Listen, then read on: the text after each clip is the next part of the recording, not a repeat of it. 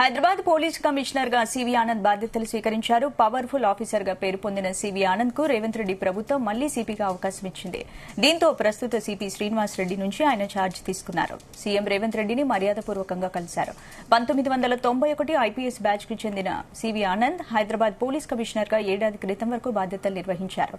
2021 December నుంచి 2023 October వరకు హైదరాబాద్ సిపిగా పనిచేశారు. తెలంగాణ క్యాడర్ కు చెందిన సిపి ఆనంద్ 2017లో అదనపు డైరెక్టర్ జనరల్ ఆఫ్ పోలీస్ గా పదోన్నతి పొంది ఆయన కేంద్ర సర్వీసులకు కూడా వెళ్లారు. అనంతరం 2021లో తిరిగి తెలంగాణకు చేరుకున్నారు. ఆయనకు తెలంగాణ రాష్ట ప్రభుత్వం 2023 ఆగస్టులో డీజీపీ హోదా కల్పిస్తూ ఉత్తర్వులు జారీ చేసింది. 2023 ఎన్నికల సమయంలో ఆయన్ను సిపి పదవి నుంచి తప్పించారు. కాంగ్రెస్ ప్రభుత్వం కొలువుదీరిన తర్వాత ఆనంద్కు ఏసీబీ డీజీగా బాధ్యతలు అప్పగించింది. ప్రస్తుతం తిరిగి హైదరాబాద్ సిపిగా సివి ఆనంద్ నియమితులయ్యారు.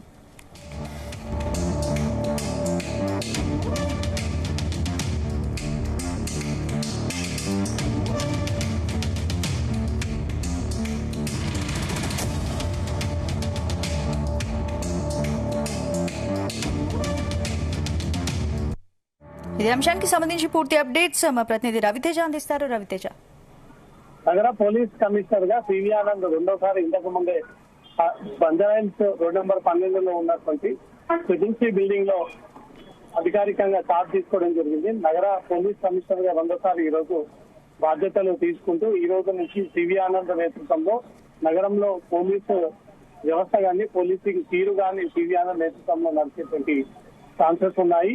రానున్నటువంటి పండుగలన్నీ కూడా ఇటు హిందువులకు అటు ముస్లింలకు చెందినటువంటి పండుగలే కాబట్టి ఈ టైంలో సివి ఆనంద్ కి బాధ్యతలు అప్పగించడంపై మాత్రం ప్రభుత్వం కొన్ని ప్రత్యేకమైనటువంటి బాధ్యతలు సివి ఆనంద్ కి అప్పగించింది ఒక ప్రచారం కూడా సాగుతా ఉంది. సివి ఆనంద్ ప్రస్తుతం డీజీపీ క్యాడర్ లో ఉన్నారు. డీజీపీ క్యాడర్ లో ఉన్నటువంటి అధికారికి హైదరాబాద్ పోలీస్ కమిషనర్ గా బాధ్యతలు చేపట్టడం ఇదే మొదటిసారి.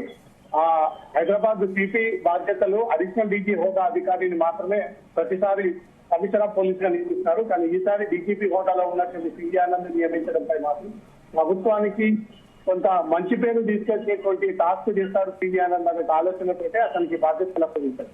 సివి ఆనంద్ గతంలో హైదరాబాద్ పోలీస్ కమిషనర్ గా పనిచేయడము, ఆ తర్వాత సివిల్ సప్లైస్ కార్యాలయంలో కమిషనర్ గా పనిచేయడము, సివిల్ సప్లై లో పనిచేసినప్పుడు రాష్ట్రంలో ఉన్నటువంటి ఈ రేషన్ కార్డు పీడీఎస్ రైసింగ్ బియ్యం అంతా కూడా పక్కదారి పడతా ఉంది, అక్రమార్కుల చోట్లోకి వెళ్ళిపోతా ఉంది అనే దానిపై కూడా ప్రత్యేకమైనటువంటి బిజినెస్ స్కీమ్ ని ఏర్పాటు చేసి సాధారణ ప్రజలకు అందాల్సినటువంటి రైస్ అంతా కూడా అందరికీ ప్రాపర్ గా అందేటువంటి విధంగానే సివి ఆనంద్ సివిల్ సప్లైలో తనకంటే ఒక మార్క్ క్రియేట్ చేసుకొని సాధారణ ప్రజలకు అన్ని ప్రభుత్వ స్కీమ్స్ అందే విధంగా సివి ఆనంద్ సివిల్ సప్లై ఉన్నప్పుడు తనకంటే ప్రత్యేకమైనటువంటి మార్క్ క్రియేట్ చేసుకోవడం జరిగింది. అనంతరం anti corruption bureau ACB director గా నియమిస్తూ రాష్ట్ర ప్రభుత్వం నిర్ణయం తీసుకుంది. ఏసీబీగా బాధ్యతలు తీసుకున్నప్పటి నుంచి ఇప్పటి వరకు కూడా ఉమ్మడి రాష్ట్రంలో కానీ ప్రత్యేక రాష్ట్రం ఏర్పడిన తర్వాత కానీ అత్యధికంగా ప్రభుత్వ అధికారులని పట్టుకుంది ఏసీబీ అధికారులే. ప్రతిదానికి లంచాన్ని అడుగుతూ ప్రతిదాన్ని లంచం రూపంలోనే డీల్ చేస్తున్నటువంటి అధికారుల భర్తం బట్టి అనేక మంది ఐపీఎస్లు ఐఏఎస్లు డిప్యూటీ కమిషనర్లు జోనల్ కమిషనర్లు ఇతర ఎలక్ట్రిసిటీ డిపార్ట్మెంట్స్ అంతా కూడా అవినీతిమయంగా మారిందంటూ కూడా రాష్ట్ర ప్రభుత్వం ఇచ్చినటువంటి ఆదేశాల మేరకు సివి ఆనంద్ చాలా పకడ్బందీమైనటువంటి ప్లానింగ్ పక్కన అనేక మంది ప్రభుత్వ అధికారుల్ని పట్టుకొని ఎన్నడూ లేని విధంగా తను ఏసీబీ డైరెక్టర్ గా ఉన్నటువంటి పెద్ద త్రిమింగళాలను పట్టుకొని కోట్లాది రూపాయలు అవినీతికి పాల్పడుతున్నటువంటి ఏసీబీ కార్యాలయం వారిని విచారించడము, వారి ఆస్తుల పైన సోదాలు చేయడము, వాళ్ళని ప్రజాంగతిగా పట్టడము, కోట్లాది రూపాయలుగా ప్రభుత్వానికి సివి ఆనంద్ ఆదాయం తెచ్చిపెట్టాడు అంటూ కూడా తనకు ఉన్నటువంటి మార్క్ మళ్ళీ హైదరాబాద్ పోలీస్ కమిషనర్ గా సరైనటువంటి పోలీసుకి అందించగలడు, సమర్థవంతమైనటువంటి పాలన అందించగలడు సివి ఆనంద్ అంటూ కూడా రాష్ట్ర ప్రభుత్వం నమ్మించి అతనికి హైదరాబాద్ సిపి బాధ్యతలు కట్టబెట్టి నిర్ణయం తీసుకోవడంతో ఈ రోజు మంచి రోజు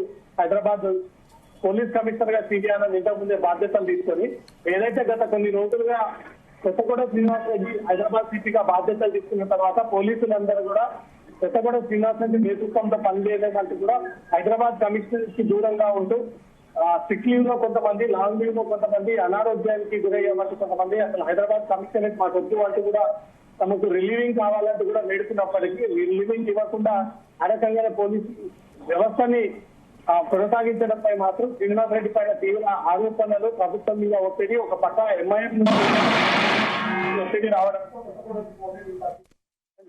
ఆ బాధ్యతలు అప్పగించారు. సివి ఆనంద్ ఎక్కడ ఉన్నత హోదాలో, కీలక హోదాలో పనిచేసినా తనకంటూ ఉన్నటువంటి ఒక ప్రత్యేకమైనటువంటి మార్పుని క్రియేట్ చేసుకుంటాడు, వ్యవస్థల్లో మార్పులు తీసుకొస్తాడు, అందరికీ అందుబాటులో విధంగా అందరూ స్వేచ్ఛగా పనిచేసేటువంటి పనితీరుని తన గతంలోనే నిర్వహించారు కాబట్టి గతంలో హైదరాబాద్ సిటీగా పనిచేసినటువంటి అనుభవం ఉంది.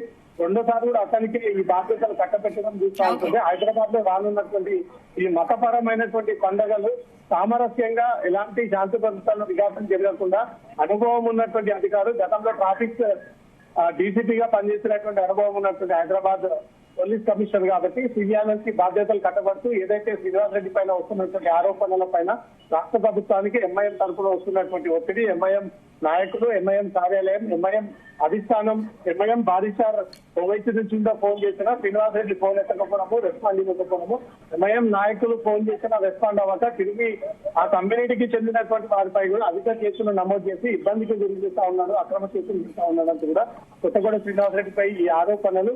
రాష్ట్ర ప్రభుత్వం కూడా పెట్టుకున్నటువంటి ఆశలకు శ్రీనివాస్ రెడ్డి రీచ్ అవ్వకపోవడం మాత్రం కొత్తగూడ శ్రీనివాస్ రెడ్డిని పక్కకి పడుతూ సివి ఆనంద్ కి బాధ్యతలు అప్పగించడం, సివి ఆనంద్ ఇమీడియట్ గా ఈ రోజు హైదరాబాద్ సిటీగా బాధ్యతలు తీసుకొని ఏదైతే రాష్ట్ర ప్రభుత్వం థ్యాంక్ యూ రవితేజ.